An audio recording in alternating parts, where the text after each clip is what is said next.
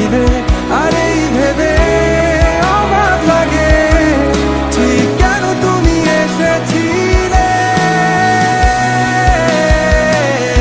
যাই হোক সব কথা ফেলো, এখন কেমন আছো বলো, অন্য কারো বাহুডোরে নিশ্চয়ই সব যাচ্ছে ভালো।